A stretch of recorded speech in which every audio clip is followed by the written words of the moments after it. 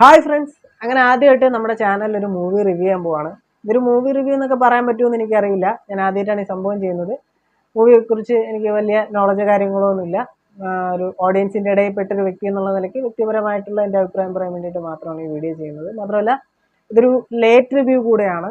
Cinema ഇറങ്ങിയിട്ട് കുറച്ച് ദിവസമായി, ഇപ്പോഴാണ് ഞാൻ റിവ്യൂ ചെയ്യുന്നത്. സിനിമ എന്ന് പറയുന്നത് നമ്മുടെ റീസെൻ്റ്ലി റിലീസായ എമ്പുരാൻ എന്ന് പറയുന്ന മൂവിയാണ്.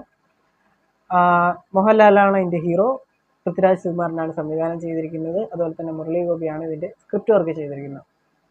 ഇതൊരു ബിഗ് ബഡ്ജറ്റ് മൂവിയാണ്. സിനിമയെക്കുറിച്ച് എടുത്തു പറയേണ്ട ഒരു കാര്യം, അതിഗംഭീര മേക്കിംഗ് ആണ് സിനിമയ്ക്ക് കൊടുത്തിരിക്കുന്നത്. ഇതിൻ്റെ ഓരോ ഫ്രെയിംസും നമ്മൾ നോക്കിയിരുന്ന് പോവും. അത്ര നല്ല ഫ്രെയിംസാണ് സിനിമയ്ക്കകത്ത് കൊടുത്തിരിക്കുന്നത്. പിന്നെ ഇതിൻ്റെ മൊത്തം സിനിമ സ്കോപ്പിനുള്ളിലാണ് കാണിക്കുന്നത്. സാധാരണ നമ്മളിപ്പോൾ റീസെൻ്റ്ലി ഇറങ്ങുന്ന മിക്കവാറും സിനിമകളും സ്ക്രീന് നിറഞ്ഞ് ഫുള്ളായിട്ടാണ് കാണിക്കുന്നത്. ഇത് പക്ഷേ സ്ക്രീനിൻ്റെ മുകളിലും താഴെ കറുത്ത വരകളുണ്ട്. ഫുള്ള് സിനിമ അങ്ങനെയാണ് ഓടിക്കുന്നത്. പിന്നെ ഒരുപാട് ആർട്ടിസ്റ്റുകൾ ഈ സിനിമയ്ക്കകത്തുണ്ട്.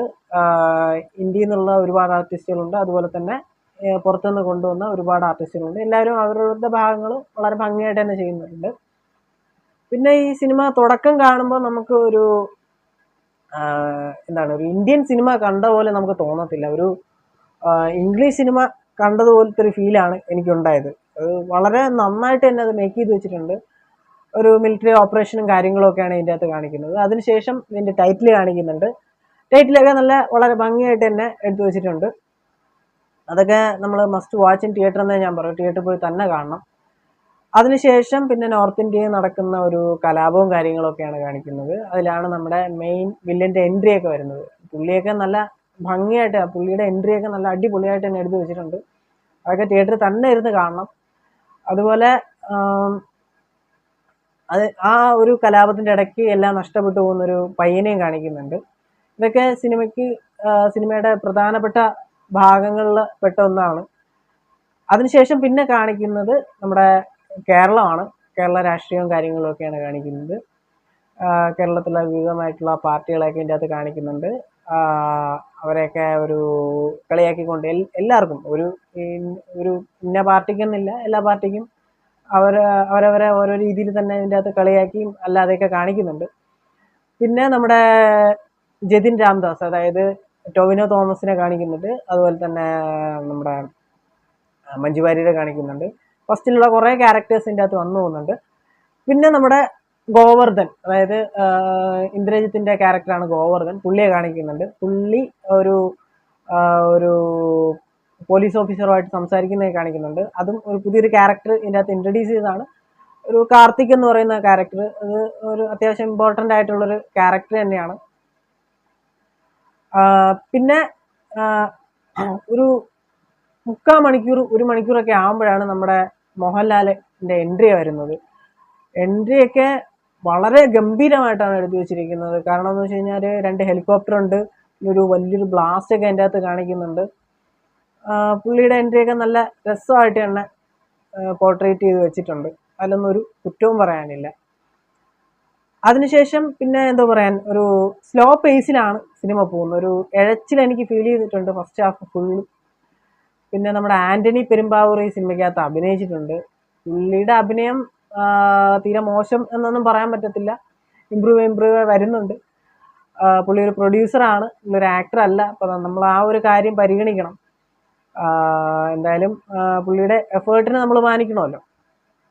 അങ്ങനെ ഫസ്റ്റ് ഹാഫ് ഒരു സ്ലോ പേസിൽ അങ്ങ് പോകുന്നുണ്ട്. പിന്നെ വേറൊരു കാര്യം പറയാനുള്ളതെന്ന് വെച്ച് കഴിഞ്ഞാൽ, മോഹൻലാലിന് ഈ സിനിമയ്ക്കകത്ത് സ്ക്രീൻ സ്പേസ് കുറവാണ്. അതായത് കുറച്ച് സമയങ്ങളിൽ പുള്ളിക്ക് അതുപോലെ ഡയലോഗ്സും കുറവാണ്. കുറച്ച് സമയം മാത്രമേ പുള്ളി സ്ക്രീനിൽ വന്നു പോകുന്നുള്ളൂ.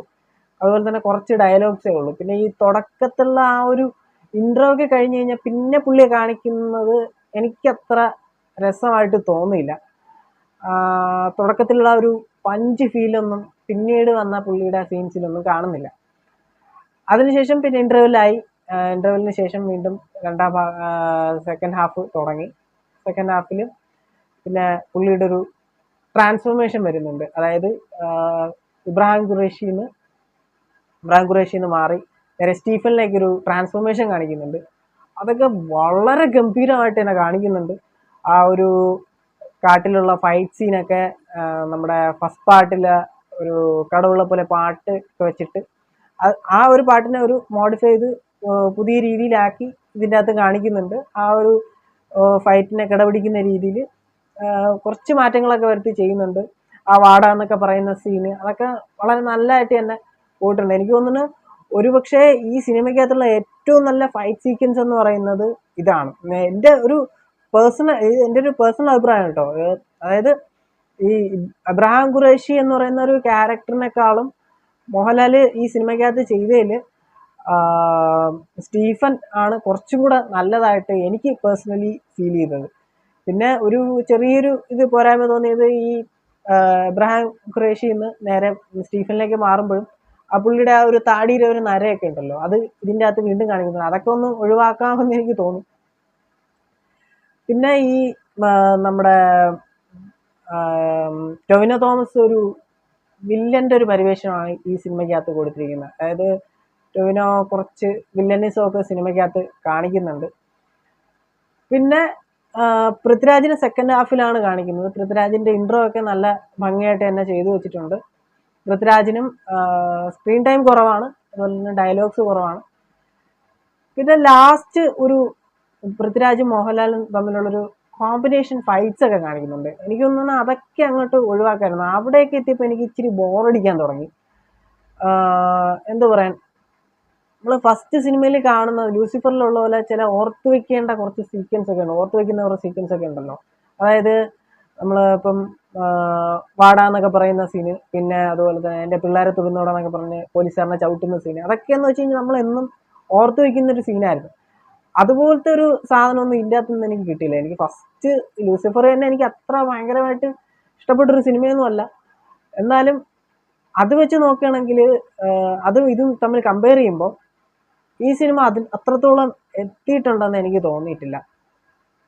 കാരണം ലാസ്റ്റ് ഉള്ള ഫൈറ്റൊക്കെ അങ്ങ് പൃഥ്വിരാജാണ് ഫുള്ള് സ്കോർ ചെയ്യുന്നത്.